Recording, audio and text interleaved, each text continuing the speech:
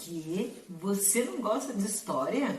Ah, então vamos lá. Por que você acha que a história é tão chata? Quer saber como a gente faz para ela ficar mais legal? Vem com a gente! Olá, Sherlockinhos e Sherlockinhas! Bem-vindos ao Desvendando, canal onde você aprende a ser Sherlock Holmes dos conhecimentos escondidos.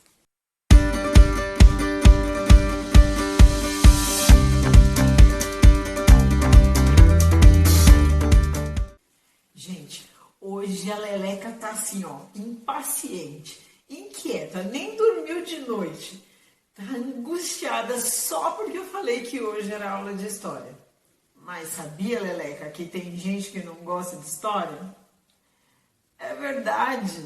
E é por isso que o objetivo da aula de hoje é entender por que a história é importante na nossa vida. Mas primeiro, vamos entender o que é história? História é o estudo das ocorrências passadas. Que foi, Leleca? Leleca tá impossível hoje. Não estou estragando nada. Eu já vou explicar. Gente, olha, a Leleca tá impaciente. Ela diz que tem uma historinha que vai explicar para vocês entenderem muito melhor do que eu. Tá bom, então. Bora pra história. Hoje nós vamos começar com uma história que se chama As Mais Antigas. Que quem me contou foi a Lulu, a Ana Luísa Pando. Vamos lá? Bom, a história dela começa ela contando do vovô, que era um vovô bem velhinho, que ficava balançando na sua cadeira, de cordas trançadas. E ela lembra que o vovô dela já estava bem velhinho e também já estava doentinho. Então ele ficava muito tempo nessa cadeira de balanço. E ele ficava em frente à casa, no quintal, sentado naquela cadeira de balanço, balançando. E às vezes conversava com algum vizinho. Antigamente isso era normal. Todas as pessoas ficavam com suas cadeiras, levavam suas cadeiras para o quintal e ficavam conversando. E ela conta que essa é uma das lembranças das mais antigas que ela tem.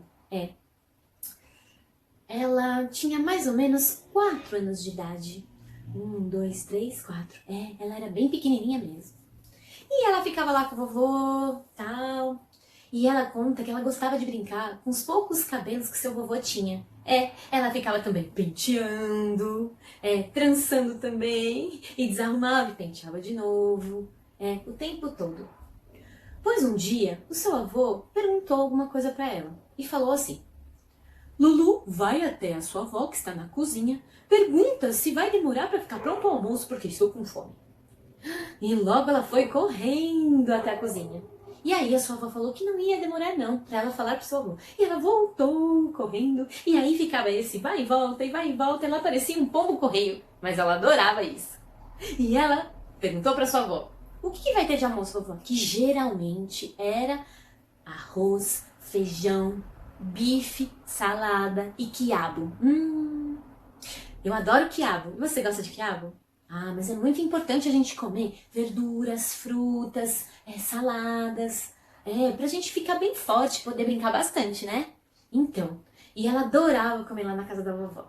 E ela conta que nessa cozinha, onde a vovó preparava o almoço e todas as comidas da casa, parecia uma cozinha de bruxa. Eu tenho medo de bruxa. E você tem? Não gosto não. Mas pois ela conta que essa cozinha parecia uma cozinha de bruxa porque era muito escura e mal planejada, mal construída. Não sei, era estranho demais. E a janela do banheiro dava pra cozinha, você acredita? Então se alguém fosse lá, e fazia alguma coisa, já vinha um cheirinho, logo pra cozinha. Isso não é legal. Mas também nessa cozinha tinha uma vassoura de bruxa. Que estranho, né? Na cozinha também tinha uma porta, que dava para um corredor, que dava onde? Para o quintal, que era muito, muito grande. Era um retângulozão assim, olha. E aonde todas as crianças gostavam de brincar, principalmente os primos da Lulu junto com a Lulu. Mas a Lulu ficava lá sozinha. E aí ela ficava embaixo de uma mangueira, de uma árvore bem grande, E essa mangueira não é a mangueira que a gente lava o quintal, que o papai lava o carro, não. Mangueira é a árvore que dá o fruto manga. Você gosta? Eu gosto também de manga. Então, e lá embaixo da mangueira, ela ficava brincando com a terra. Porque era um quintal de terra bem grandão. E ela fazia bolo de chocolate, se lambuzava toda naquele quintal. Ela adorava ficar lá brincando. O seu vovô não falava muito, mas uma vez ela perguntou alguma coisa pro seu avô, que não respondeu. Ele ficou bem quietinho.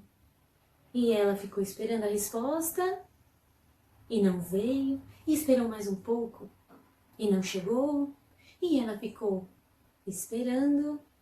E sabe o que ela fez? Ela teve uma ideia. Que não é uma boa ideia não, viu? Mas ela fez. Você acredita que a Lulu deu uma mordida no vovô? Não pode, Lulu. Não pode morder ninguém. Muito menos o vovô. E até hoje ela diz que se ela perguntar alguma coisa pra alguém e essa pessoa não responde, ela vai e morde. Não pode, Lulu. Não pode. Essa Lulu é fogo. Sabe o que ela contou também? Que lá longe tinha uma goiabeira. E todo mundo da vizinhança adorava ir pegar fruta, a goiaba. E aí todo mundo ia lá. E ela não gostava de usar chinelo. Então esse dia ela foi descalça. E sabe o que aconteceu? Quando ela chegou perto da goiabeira, todo mundo lá pegando, ela enfiou um espinho no pé. Um não, vários. Um monte de espinho no pé. Ixi, doeu. Mas o que importa é que ela pegou as goiabas. E quando ela chegou em casa, teve que tirar todos os espinhos do pé. Isso não foi uma parte boa da história. Ela disse que doeu muito. Deve ter doído mesmo, né? Mas tinha uma outra parte boa. A hora de dormir. Porque ela não via a hora de acordar e acordar todos os primos, quando os primos também dormiam lá, para poder brincar. Porque a melhor coisa era poder brincar todo mundo junto. Essa foi a história que a Lulu me contou. Você também tem uma história? Então vem e conta também. E foi isso. Então, eu espero. Até a próxima história. Tchau! Amei a história, Leleca. Realmente. Gente, que menina danada, né? Mordeu o vovô, não tem como isso. Mas, de verdade, eu já ia chegar nesse ponto, tá, Leleca? A verdade é que história é tudo que a gente vive. Por exemplo, no momento a gente está vivendo um período de pandemia por conta de um vírus muito mau. E daqui a alguns anos, alguém vai contar, vai registrar tudo o que aconteceu e como foi viver por esse período, como a gente enfrentou esse vírus. E, no futuro, o seu filho vai estar lá na escola, na aula de história, e quando ele abrir o livro, o que ele vai encontrar? Isso aí, esse registro de como foi viver nessa pandemia e como a gente enfrentou tudo isso. Nesse momento você deve estar se perguntando, mas professora, sinceramente, se eu estou vivendo tudo isso, por que eu tenho que estudar o que eu estou vivendo? Por que os meus filhos vão ter que estudar uma coisa que já passou, que está velho? Para eu te responder isso, eu vou te fazer uma outra pergunta. O que nos diferencia dos animais? Por que nós evoluímos, construímos casas, carros e eles não? Se você não souber responder essa pergunta, você pode perguntar para o papai e para a mamãe. Mas eu vou te dizer aqui em primeira mão, tá bom? Vamos lá. Provavelmente, dentro de você já deve ter passado as opções de que é porque a gente pensa, eles não, é porque a gente raciocina, eles não, porque nós somos seres racionais. Tá bom, mas e se eu te contasse que os animais também raciocinam? É verdade, Leleca, sério mesmo, tem um monte de cientistas estudando sobre isso. E eles já descobriram que o golfinho e o macaco, quando tem um problema, dão um jeito de resolver esse problema, criam diversas estratégias. O cachorro, por exemplo, consegue planejar o futuro de tão racional que ele é. É por isso que ele enterra ossos. E os elefantes, tadinhos, ficam tristes quando morre um parente ou um amigo. A lista é bem grande. Mas então, por que nós evoluímos e eles não, se os dois raciocinam? Bom, a resposta é simples. Nós inventamos um jeito de guardar as informações. Escrita, vídeo, fotografia, som. E todas essas informações são repassadas às próximas gerações. Assim, elas não começam do zero. Elas sempre vão saber o que já foi. Por exemplo, assim que a gente achar a cura do Covid, quem vier nas próximas gerações não vão mais passar por essa pandemia que a gente está passando. Basta tomar a vacina, porque alguém já estudou e já registrou para os médicos do futuro como é que se resolve esse problema. Evoluímos porque criamos a história. Mas então, por que eu não gosto de história se ela está falando de mim? Bom, talvez seja porque você não consegue se identificar com ela. E isso acontece porque talvez falte alguma pecinha no quebra-cabeça, alguma coisa não está se encaixando. Talvez esteja batendo aquele sininho na orelha. Não sabe o que é o sininho? O sininho é quando você está aprontando alguma coisa que você sabe que a mamãe vai dar aquela bronca. E mesmo assim você apronta e aí fica aquele sininho, ai, aquele friozinho na barriga. Entendeu o que eu estou falando, né? Então, talvez quando você esteja fazendo a aula de história, esse sininho esteja lá, ó, batucando no seu ouvido e alguma coisa não está dando certo. É aí que o Desvendando entra em ação junto com você, Sherlockinho e Sherlockinha, para investigar o outro lado da história que poucos, ou talvez ninguém contou. Que tal desvendar o descobrimento do Brasil? A versão que a gente conhece é a dos portugueses. E se a gente ouvisse a versão dos índios? Aruaques, tupis, guaranis, o que eles têm a dizer? E os africanos que vieram para o Brasil, será que também não tem algo a contar sobre a sua história? Haussás, bantus, malês, são todos povos que vieram para o Brasil e têm histórias secretas, que estão esperando por serem desvendadas por algum super detetive aqui do nosso canal.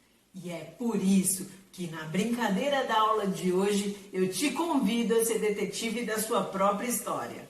Então, primeiro você precisa descobrir a história dos seus antepassados, começando dos seus avós, depois dos seus bisavós, depois dos seus tataravós e os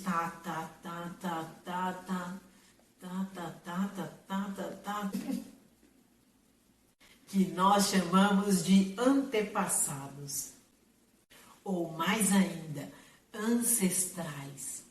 Peça para sua família fotos, álbuns de fotografia, registros, ou mesmo ouvir a história da família do passado com todo mundo junto. Já pensou ouvir histórias do passado com todo mundo juntinho, num acampamento na sala? Vale chamar os primos, as primas, vale até chamada de vídeo por enquanto, né?